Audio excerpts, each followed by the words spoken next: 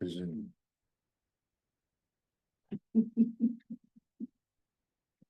All right, so we got enough people here?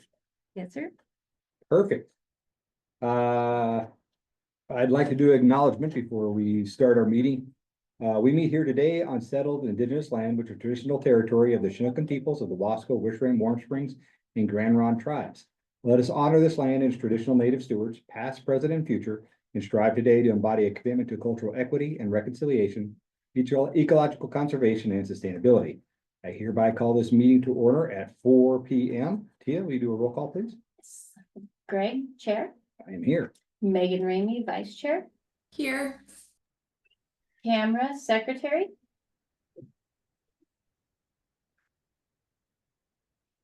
Megan Larrabee.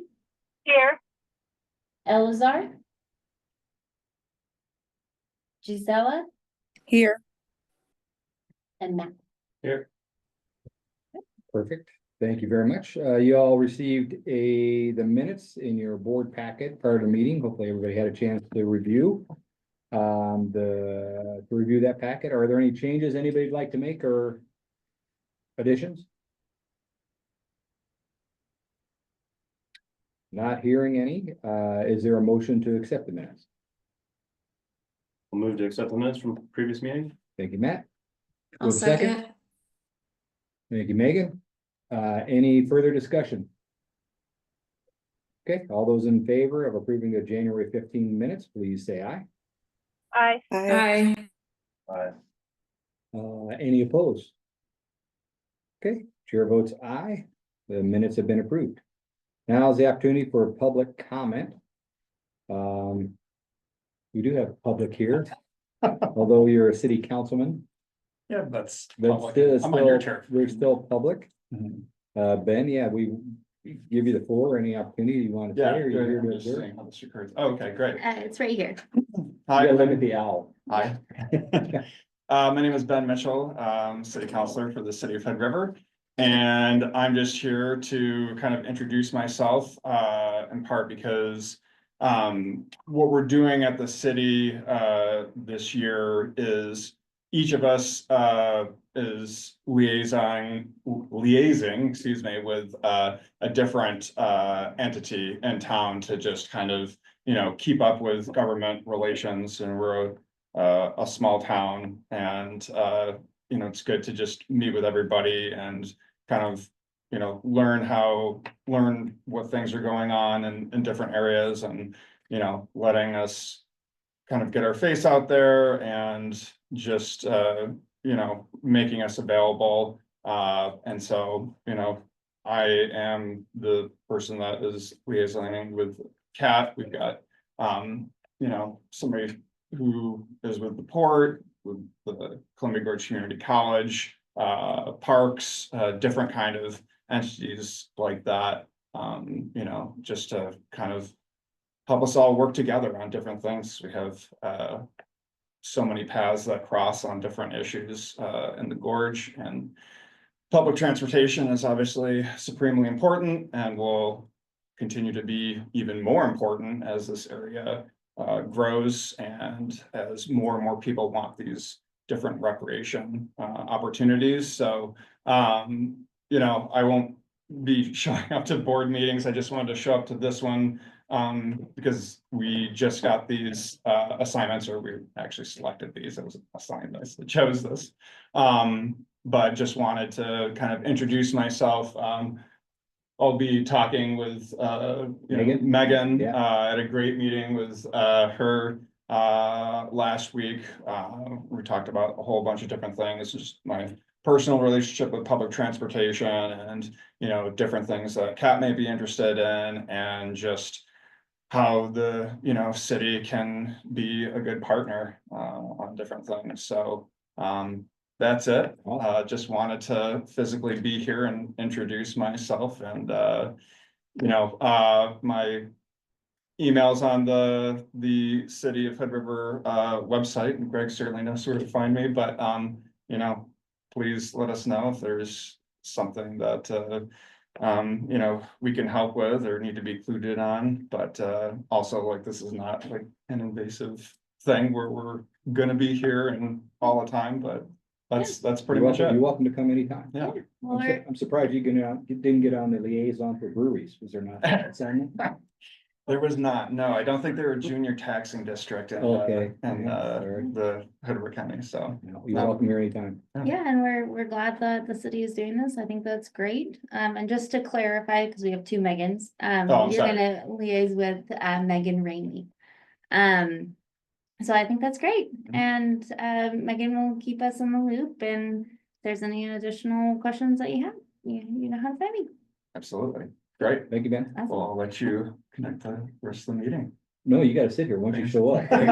You're stuck here. You're welcome to leave at anytime, man. Yeah. All right, we're seeing no other public. We're on to agenda item number 5, which is URA update presentation. We have Will Norris here. Will, the floor is yours. Great. Thank you, Chair Pack and members of the Columbia Area Transit Board. Appreciate this opportunity to come with you today and present the annual report for the agency. So urban renewal is an economic development tool that allows cities and counties to make targeted public investments that are backed and paid for by future tax growth. This is referred to as tax increment or tax increment financing.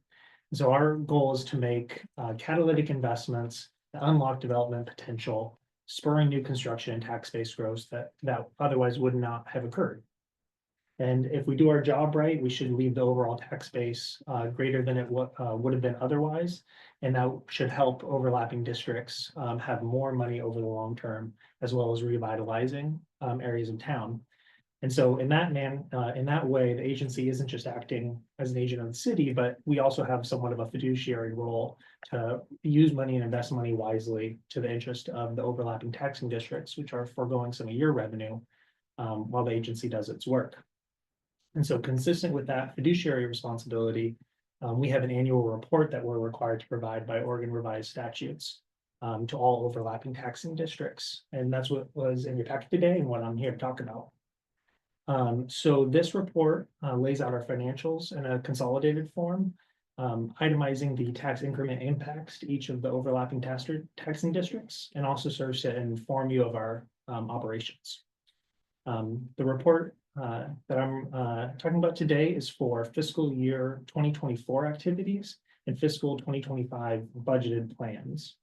And so in the last full fiscal year FY24, the agency funded the signalization of 2nd and Oak Street in downtown.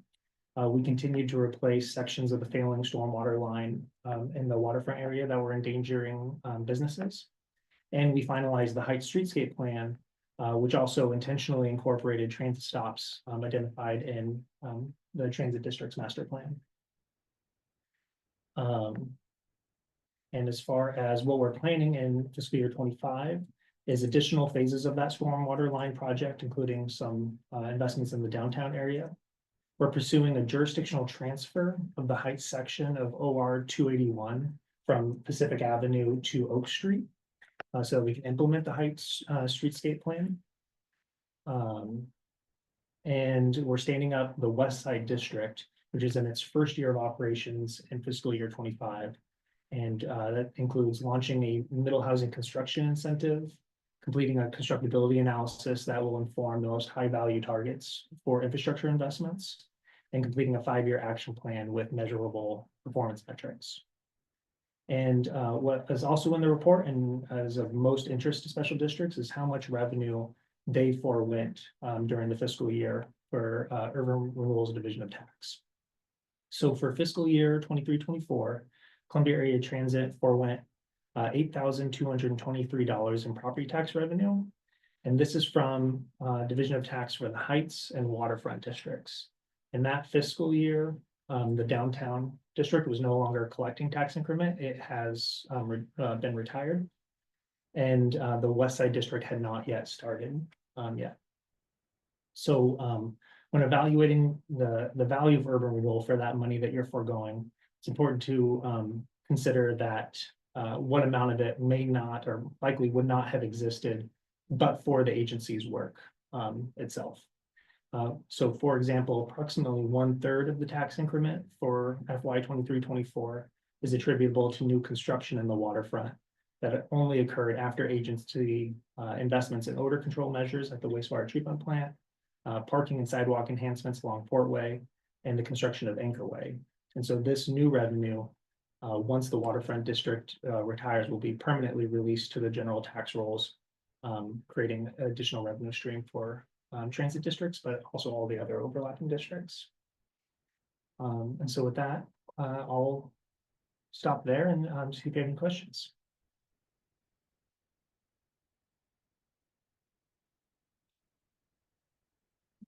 Have any questions? Nothing specific now. Yeah. Megan? Yeah, I am looking at the Columbia Cascade plan in that closing soon. And the possible projects, when will the city, or how will the city engage the public on those possible projects? Yeah, I've already queued up the Downtown Business Association. I met with them and kind of gave them a presentation on the history of the district and where we were and how much money was left over. And I queued them up that we're going to be coming back to them to help prioritize whatever money is left over after the stormwater project is done. I can say that the way things are trending right now with the stormwater line, there may not be much left over at all. So tempering some expectations that we may not have any money left over for any additional projects. But if we do, I plan to engage in a public process to prioritize these potential projects here, but also gain any ideas for any other projects. A limiting factor is projects must align with the adopted Columbia Cascade plan itself. So it's not a full, just kind of blue sky thinking of anything goes. It has to be something that was a project or a theme, a goal that was adopted as part of the downtown plan itself. And that was prior to the downtown parking study, right? Yes, it does. One of the plan goals that we have never gotten around to is building a parking garage. That is in the downtown plan. There will not be enough money for that. It's only $60,000 of space or something, 200,000 of space.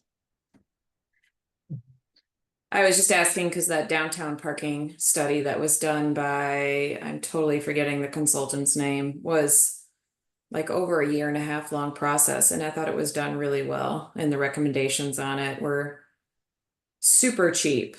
Like, I mean, I think recommendation number 20 was build, or recommendation number 20, I can't remember what number it was, but it was like, do a business plan for a parking garage, but not until you do all the other tactics, which were like, to me, they look pretty inexpensive. Like, for example, removing the corner parking spots to install bike corrals. That's what I'm like interested in, how that downtown parking study lives on and fits within the, I guess just lives on with public engagement. Oh, yeah. Parking investments would be an eligible use of remaining funds. And so definitely ideas that are in the parking study would be eligible. I did a couple years back, I did a sort of audit of the study, and we've actually implemented most of the recommendations already. And one of the investments that we did with urban renewal dollars was we did more electric payment kiosks, which was implementing one of the recommendations from the parking study. I think some of that bike infrastructure could still be done as well. Okay, great. Yeah, I love the parking, the new parking meters, they're amazing. And just the app is so much more useful. So thank you. I'm sorry if I've already said this, but do we have a timeline for the jurisdictional transfer yet? Yeah, I'd love to give an update on that. Well, ODOT would give it to us tomorrow, if we wanted to take it with no money. But we have done a state of good repair analysis and found that there's $8.2 million backlog of maintenance work that needs to be done on the heights. Basically 12th needs to be fully reconstructed because its subsurface has degraded. And then there's a bunch of other work that's needed on all other parts of the heights. So the legislature set up a jurisdictional transfer advisory committee to vet requests for jurisdictional transfer, and we applied to that. And us and Tigard were recommended by that advisory committee in the fall. And that recommendation now goes to the Oregon legislature. And so we have a request for $30.6 million to the legislature. I don't know if we'll get any, all, or some of that. But that is just kind of in the mix with the transportation package. And so we'll just know when the session's over whether or not we were successful. And then that will guide when it fully comes over to the city. Right. So if we're not successful with the legislature, we'll have a very hard decision to make, is do we want local control with basically inheriting all that liability just because we are so committed to this plan? And if so, we can get it, and we have about $7.7 million of urban renewal funds that can be brought to bear. And so we can get several of the Heights streetscape plan projects done, no matter what, if we choose to do so. If we get the 30.6 million of additional dollars to add with our urban renewal funds, then we're really off to the races and can get about a little over, we're about halfway through the Heights streetscape plan projects. Okay, great. Mhm. Thank you. Awesome. Thanks. Any other questions? Well, thank you very much. Thank you. Appreciate you coming in and sharing that with us, Bill. And as always, you're welcome to stay because we are really exciting and fun. I would actually, I've got another meeting I gotta get to. Yeah. Thank you. That's a good answer. Great. Thank you. All right, we're on to agenda item number 6, which is our monthly financial report. Tia? Right. In your meeting materials was the financial reports. Did anybody have any questions about those? No. All right, everything is great and still on track. That's all I have for you. That's a pretty detailed report. It is. We do detailed financials quarterly, so we don't get it. Gotcha. When other people, that we pay attention to our financials, just. Okay. Thank you very much. We are on to number 7, resolution and action items. Amy, the floor is yours. Thank you. The first item is approval of real estate property purchase. Per the previous board meeting, staff was approved with guidance from the executive committee to move forward with purchasing real estate property. This piece of property will eventually be developed into the new cat park and ride. The existing park and ride will then be redeveloped into a bus barn and maintenance facility. That will allow us to accommodate our larger vehicles. As you are all aware, our current bus barn is quite small and it's not large enough to safely store our vehicles. We were awarded a federal 5339 grant that will pay for the purchase of the property and a portion of the development of the park and ride. And then we have applied for and will most likely be awarded some additional funds that will help us develop the park and ride. This grant agreement has been fully executed. The district offered $315,000 for this piece of property. It is tax lot number 03N10E26CA03201. Just to be specific, it is also across the street from the CAT administrative offices. The seller accepted that offer. The district will also be paying the district's brokerage fees, so we are expecting the total cost to be about $325,000. And the purchase is expected to close on or before February 26th, which is next week. So just to be clear, I'm asking for final approval today of this sale so we can move forward and close on this property. However, I do want to make sure before you guys give that final approval that you understand that $190,000 of that sale will be reimbursed immediately. 65,000 of that is match, which we do have the funds for that. And the remainder will be reimbursed in the summer of 2026 due to federal reimbursement delays. So we are using reserve funds to pay for that upfront, and then we will be reimbursed later. Staff will be delaying development of the parking ride until summer of 2026 or when federal reimbursement delays have ended. Any questions? Yeah, just a brief one. So Yeah. we're waiting on basically 60 grand of federal reimbursement. Is that about right? Yes. Okay, and I mean, $60,000 is, you know, a chunk of cash for sure, but we have that in contingency or reserves. Is there a reason that, like, what, I guess, what is the rationale behind waiting until 2026 to start development of the site? Mostly I just want to kind of see how these other grants, I just don't want to invest too much of our funds. Because we can only get reimbursed for so much of that. So I think sorry, let me be a little more specific. And so because they are coming from different grant funds, the other grant award that is going to pay for more of the development, we have to wait until we have access to a certain amount of it, but we have to wait until summer of 2026 for the bulk of those funds. So I just didn't want to spend too much of our reserves. I just wanted to spend the amount that would allow us to purchase this property and have it so that we can use it when we feel comfortable with moving forward based on the other grants and when we can reimburse for them before we sink too much money and then have to wait a year. Yeah, okay. Thank you. Yeah, I think that's a good plan because I think no matter what, this is a really good investment for us, but I just want to throw caution that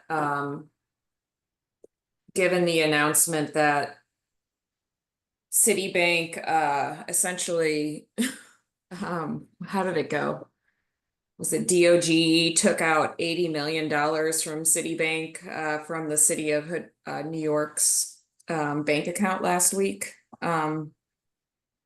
which I've never heard of that happening. That was already like granted funds and they went back in and took them out. Like there's a lot of wonky stuff happening right now with federal grant funds. So no matter what, I think this is a good investment and we're only going to be out, what, $65,000 if that remainder doesn't come through. But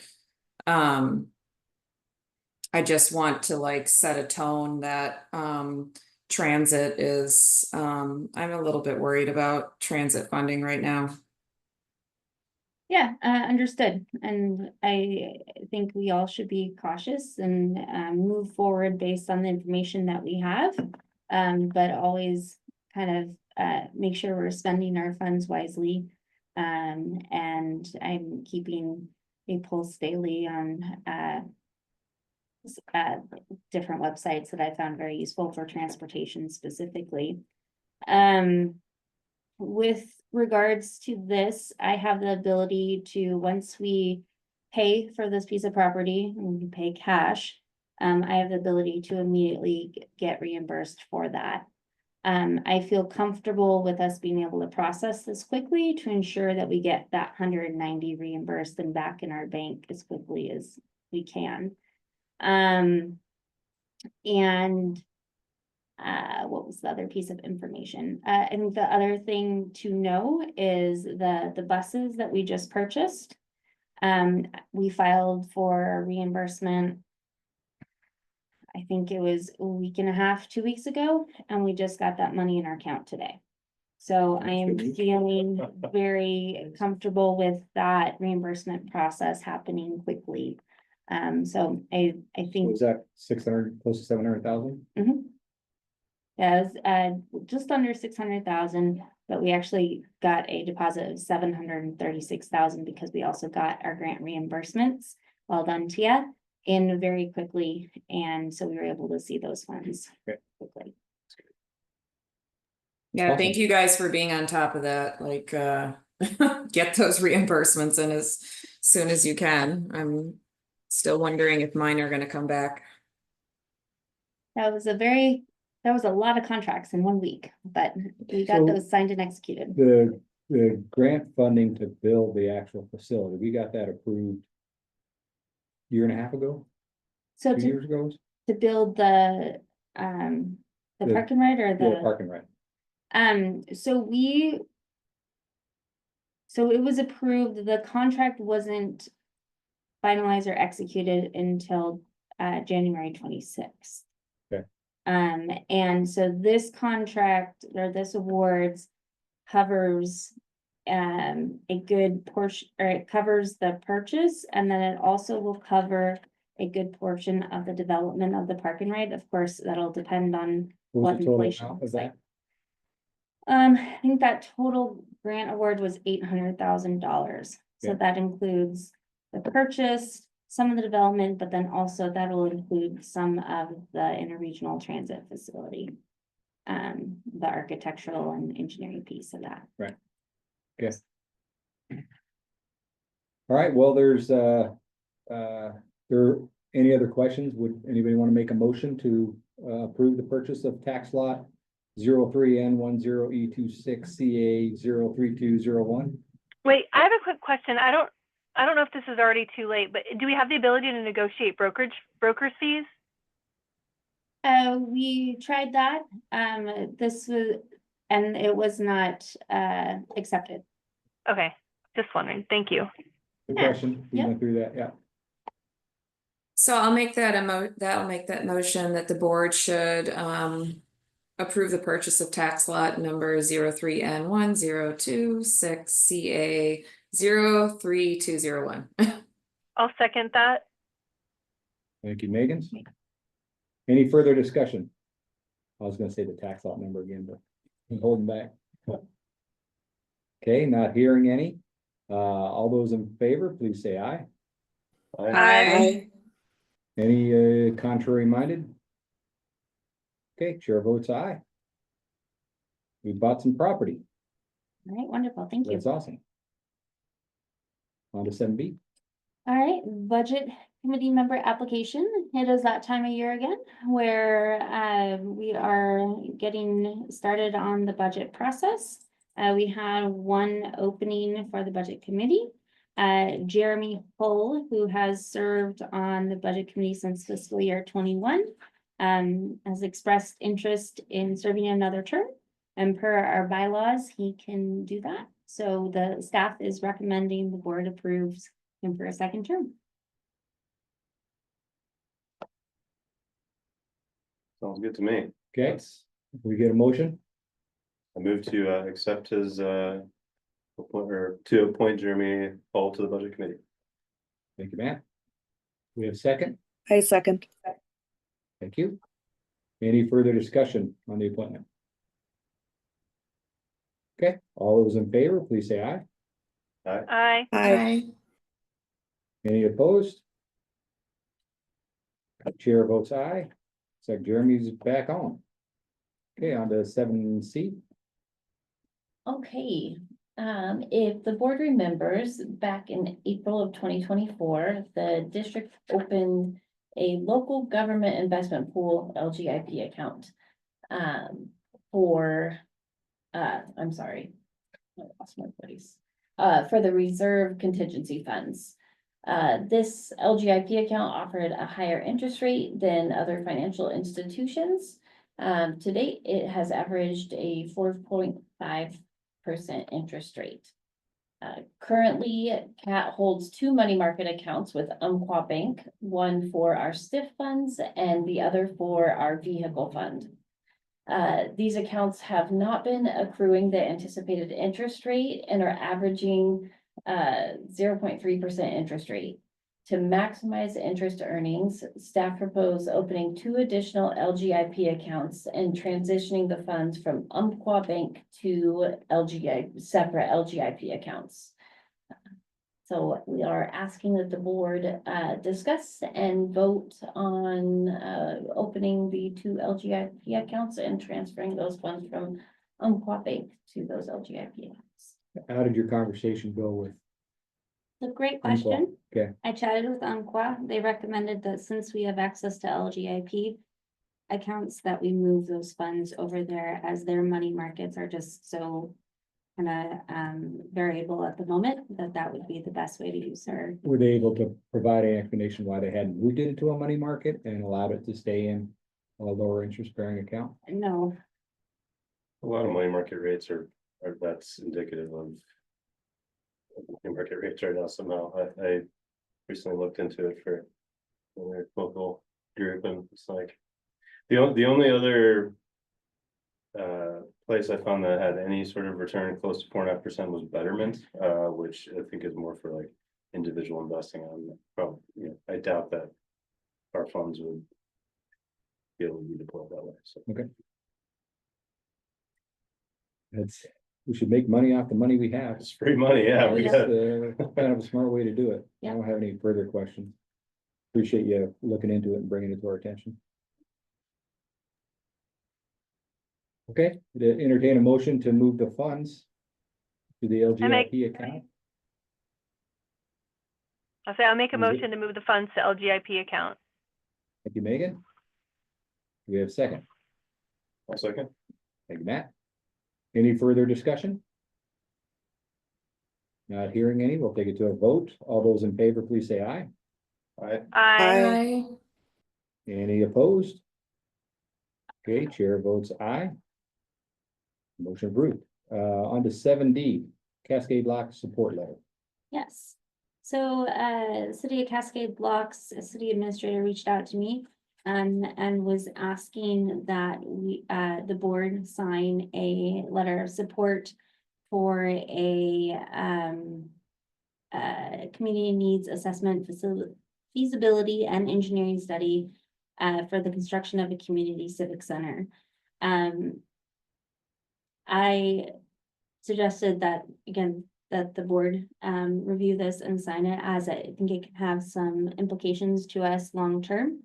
And I think it is an important potential community resource for the city of Cascade Blocks. And I think there's the ability for us to be long-term included in the project in the sense of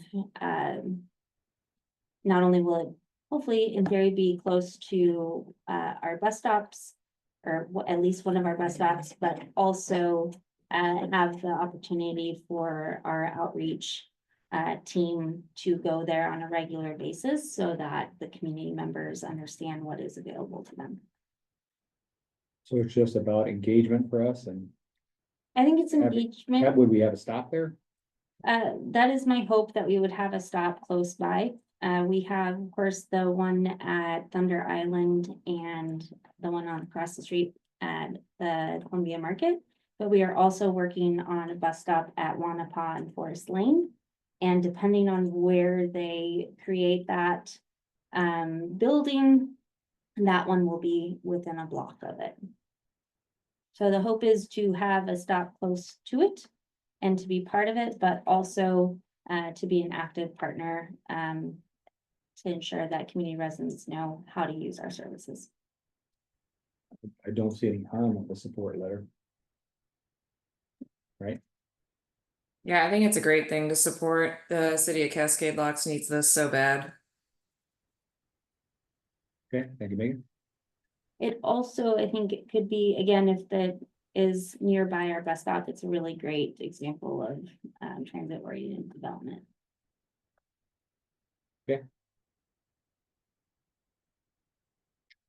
Well, not hearing any other discussions. Anybody want to make a motion? I'll make a motion to support this support letter. Thank you, Megan.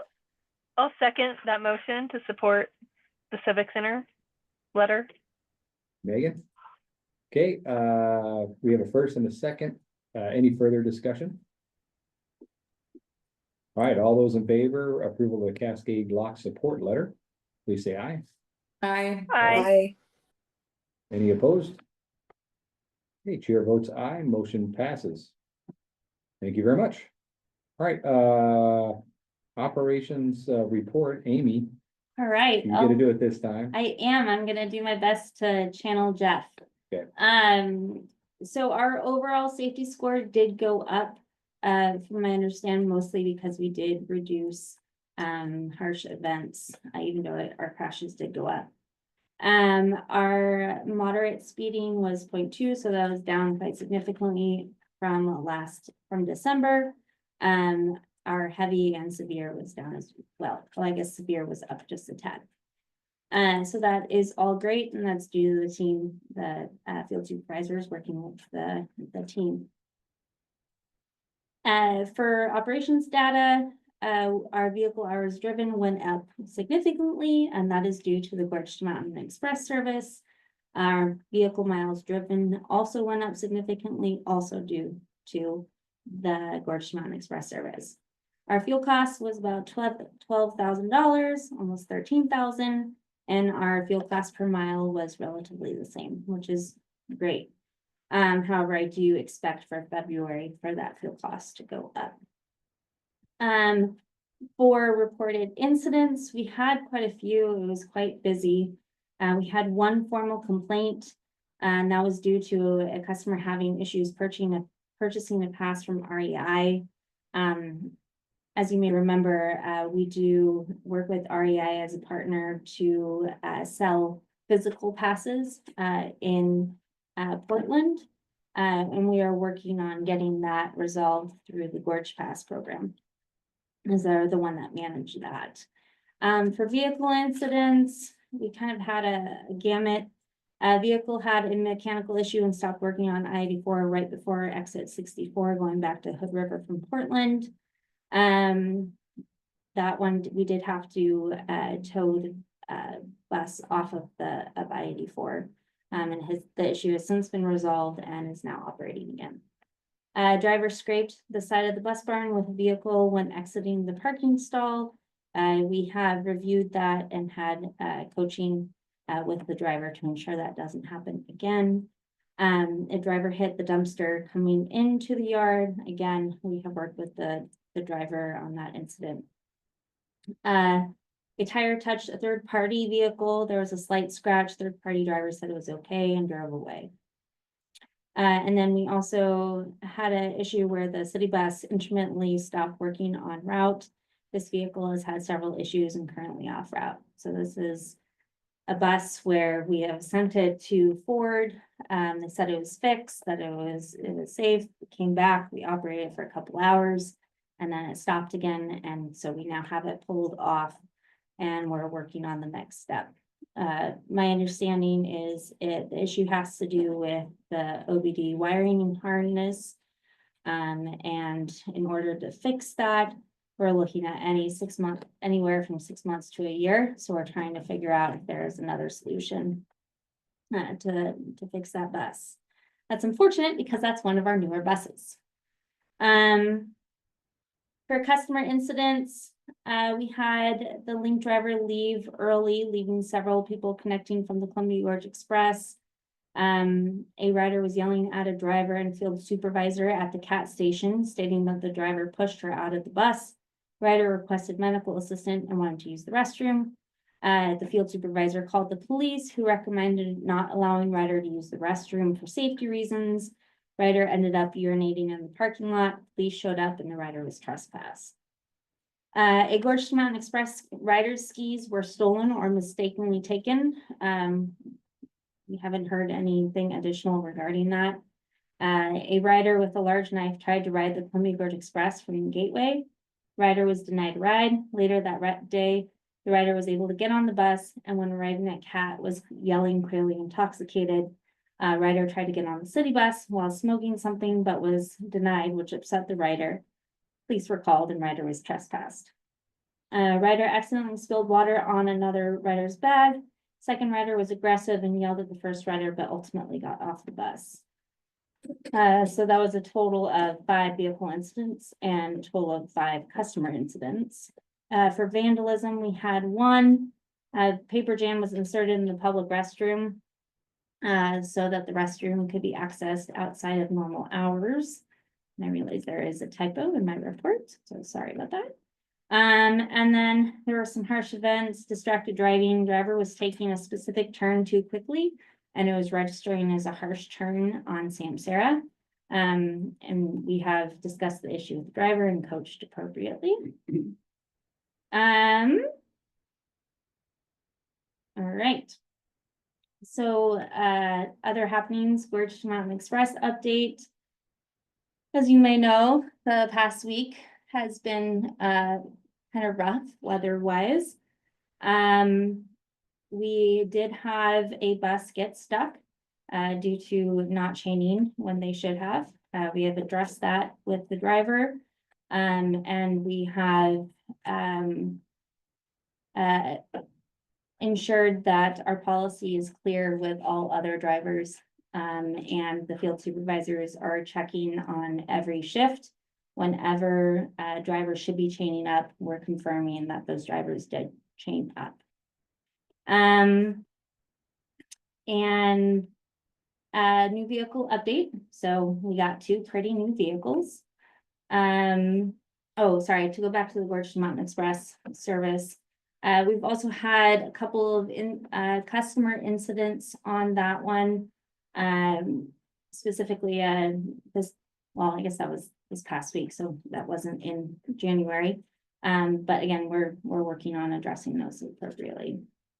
And Meadows has been really great. We really appreciate the staff up there. So we're working with our drivers to, again, make sure they all feel comfortable with de-escalating customer issues, and then ensuring that we're really communicating our policies in a clear way, so that they understand them. So new vehicle update, we've got some pretty new vehicles. One of them unfortunately keeps having some issues with the running lights. So it went to Shepke last week.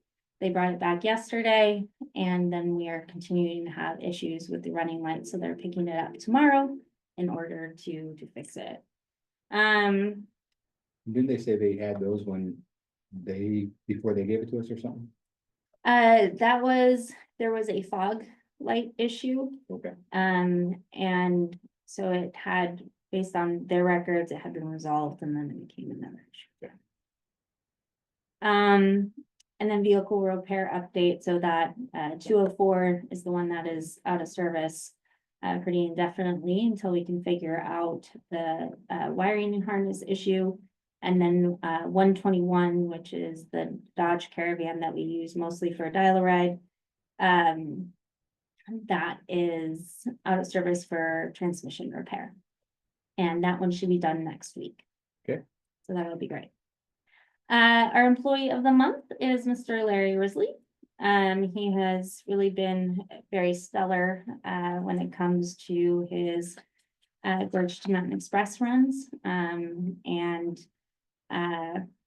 Yeah, he's always comes in with a smile, and has been a great help to others who are doing that run. So.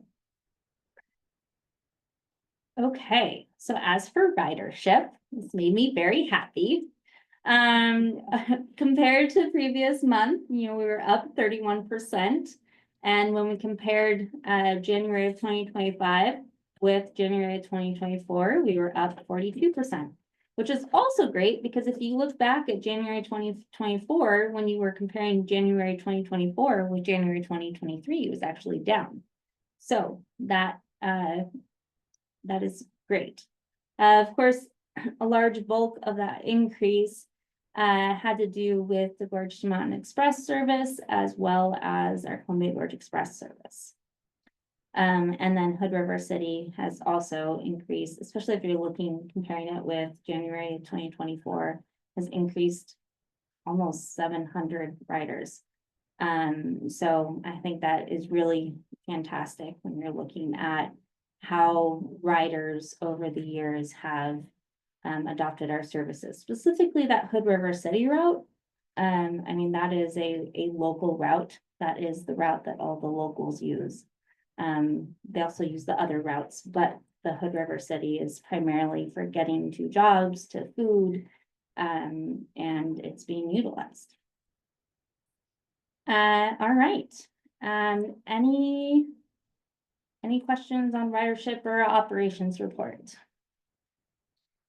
Just a really quick one, do we, how do I ask this? What sort of liability do we have for skis being stolen or mistakenly taken? That is, we don't have liability for that. If they are to fall off and get damaged, we do, but not if they're taken. It's just baked into the terms and.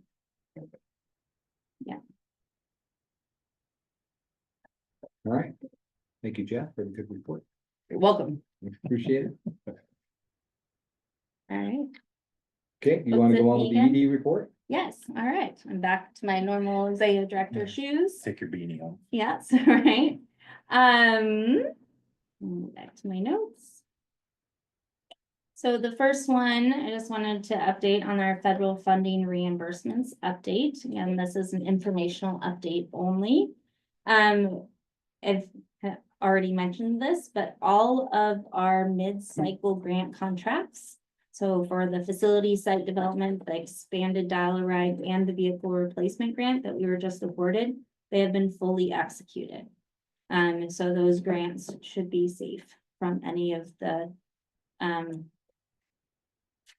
issues that we are experiencing on a wider scale. I have been working with ODOT on the quarterly reimbursements required for the next biennium's 5311, 5310 expenses. So again, as a reminder, this issue is separate from, this has been a problem between ODOT and FTA where there was some sort of issue where ODOT wasn't getting reimbursed in a timely manner. So they changed their policy and will not reimburse providers until they are able to get the money from the federal government. So I communicated with ODOT, let them know what our funding needs are on a quarterly basis when we're looking at the next biennium. I have let them know that I need to know by end of May to understand if they will be able to give us those reimbursements on a quarterly basis or what they can do so that we can make the appropriate next step. Okay. And then I'm just gonna say it again, the vehicle reimbursements for our new buses have been received today, and it's quite lovely. The second item is Multnomah Falls permit checkers. This is informational update only, but as you all know, for the past 4 years, we have been managing the permit checker contract and working with US Forest Service and other partners who actually supply the funds for that program. As you all may be aware, the US Forest Service is experiencing lots of funding issues, and our partners as well do not necessarily have the same funds that they had a year ago. We are also trying to figure out long-term how to continue this program because just every year asking for funds is not a sustainable way to provide this program. So as of now, we have about $30,000 out of $75,000 that we are going to need in order to provide that program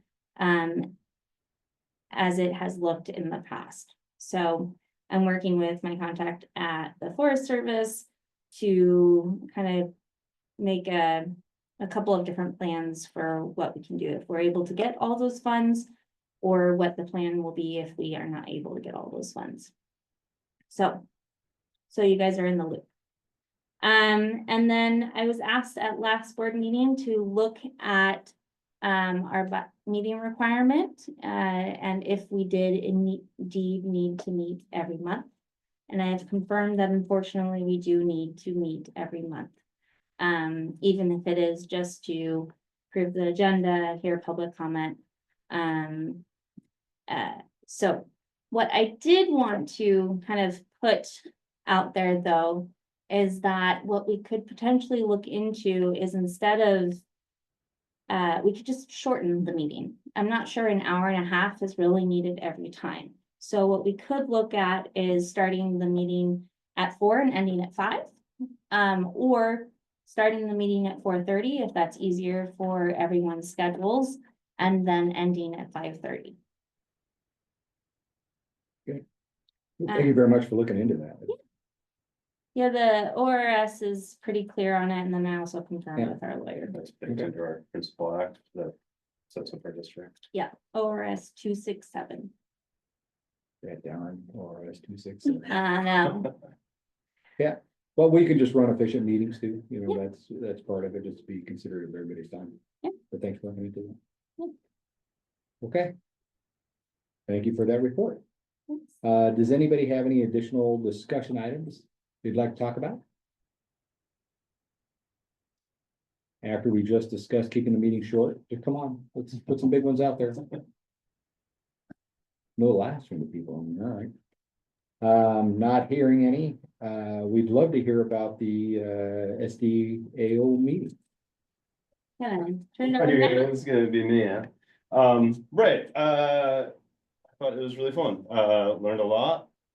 Was surrounded by a lot of people who were very energetic and passionate about local government, you know, which was just kind of generally cool, right? I mean, people were there because they wanted to be, not because they're getting paid to be.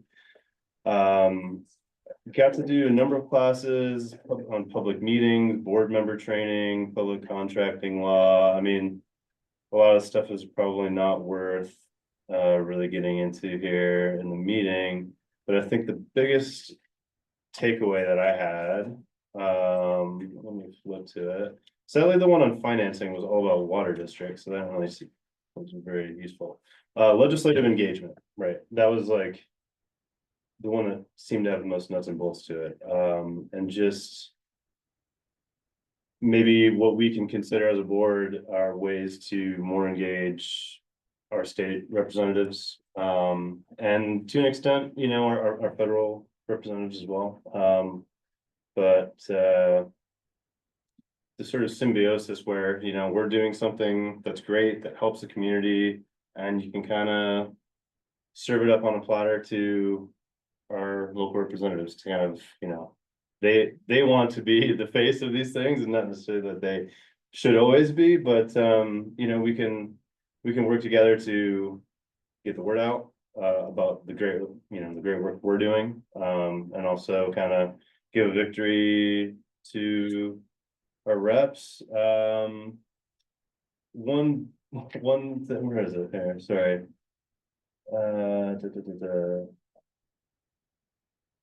Make sure legislators have a list of your projects and strategic objectives. So that is probably redundant, seeing as how Representative Elfrich was a former board member and should probably have an idea of what our transit master plan is all about.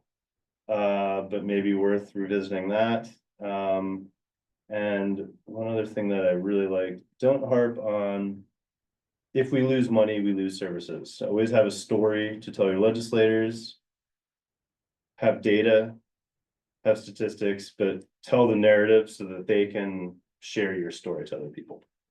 But outside of that, yeah, it was just kind of like nerding on the minutia of public contracts and you know, stuff like that. But I think somebody should go next year, you know, depending on who is available and who wants to go.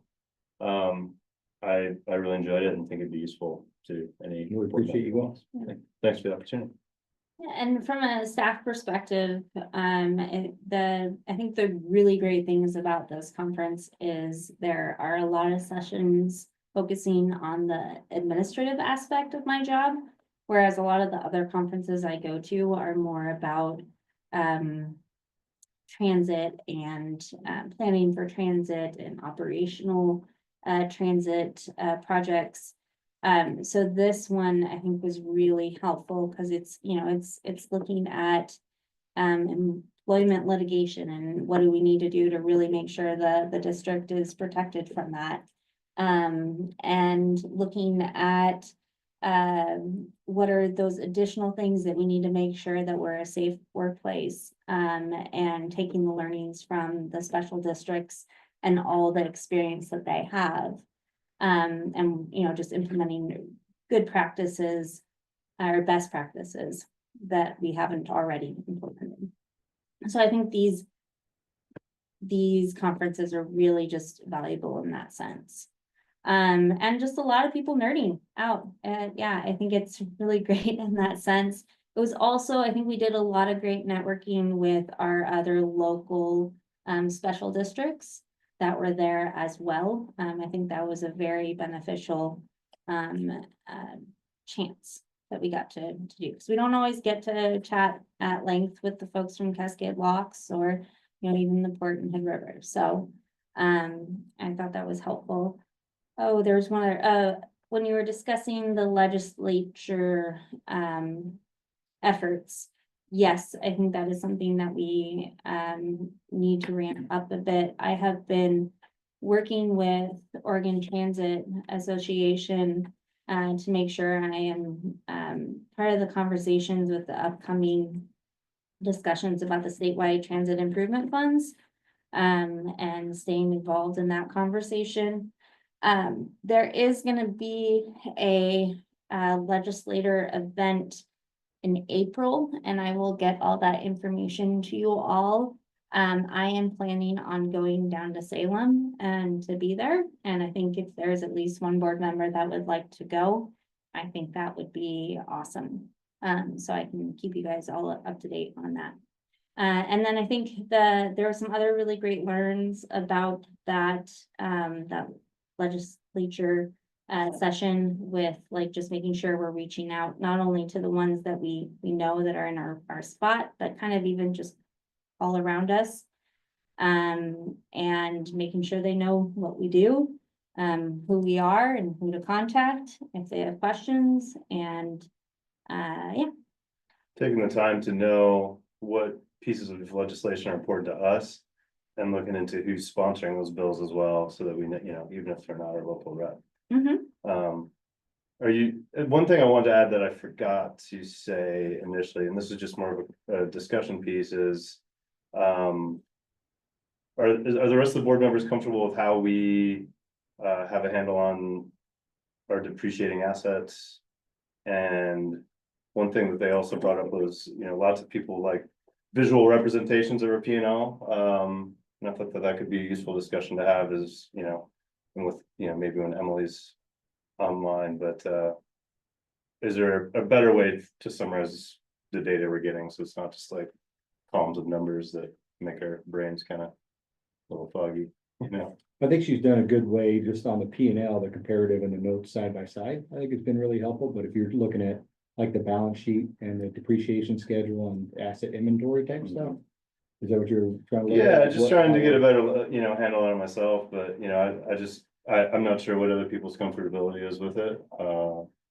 Mine is pretty low, just because of maybe just a piece that I need to spend more time looking into personally, but something to consider. Were they, and I wasn't in that session, were they like suggesting like bar graphs or?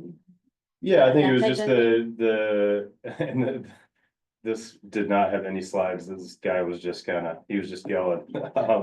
But it kept coming up as visual representations, you know, so can we have like a pie chart or, you know, bar charts of this for, you know, actual versus budgeted or something like that. But that's ultimately comes down to personal preferences. And But it's a good way to ingrain in your mind better when you're seeing it visually. I think so, at least for me personally, which is why I brought it up, but I mean, I could be the outlier. So. Well, I believe, I might be wrong, but I believe that guy that gave that presentation is part of Marina. Okay. Which is the company that Yeah, Emily works I for. think you're right, yeah. So I think what we could do is we could chat with Emily at the next meeting. And ask her, you know, if they have some specific visible, if they have some suggestions for visual Zhuzhing it representation. up a little bit, Yes, yeah. exactly. And then I think we could go from there. Okay. Yeah. you may want to have that conversation ahead of time so that you can present some options. Yeah, I think we'll talk about it next week. She's actually gonna be in person here, Yes, next week. yeah, I think that's a good idea. Awesome. Um, Well, thank you for that report. I just wanted to pipe in really quick to expand on the legislative engagement just for strategic purposes. I know that Senator Kathleen Taylor, she represents like more Southeast Portland, but she recently bought a home in Hood River. So I don't know what committee she's on, but she definitely, I think if we had like Matt was saying, to expand not just our local reps, but that might be another good person to appeal to because she has some skin in the game for Hood River County. Sorry, what was the last name? Taylor, Kathleen Taylor, and Jeff Helfrich. I mean, I know we've been lucky because he's a friend. He was on the CAT board and he just announced that he's running for Senate. So I think we should always just keep our eyes open who's running for the next House district. I don't know if you have more pull being the rep or if it's like the committees you're on. But again, I do think that the legislature is interesting because it's not just it's the way that it's organized. It's not just your local reps. It has so much more to do with the small committees and where your priorities would fall under, or our priorities would fall under. And Jeff is on the transportation and housing, I believe. Okay, I think you're right. yes, He's already announced that he's running for Yeah. Senate. mhm. He just announced Yeah, it He like got yesterday. reelected, right? He was Yeah. House Minority Leader. Yeah, he was. And then he's not now, but he's, Mm-mm. yeah. He stepped down from that and now he's running for Senate. So. All right, Okay. cool. Thank you very much on the discussion items. Any others? Okay, any upcoming events? Not hearing any, I'd go to agenda item number 12, would be a motion for adjournment. So move. Thank you, Matt. Do we have a second? I second. Thank you, Megan. Any further discussion? All right, all those in favor, please say aye. Aye. Hi. Any opposed? All right, chair votes aye. Thank you very much for your time spending here. Really appreciate it. Thank Look you. forward to seeing you next time. Thank you. Thank you. Thank you, staff.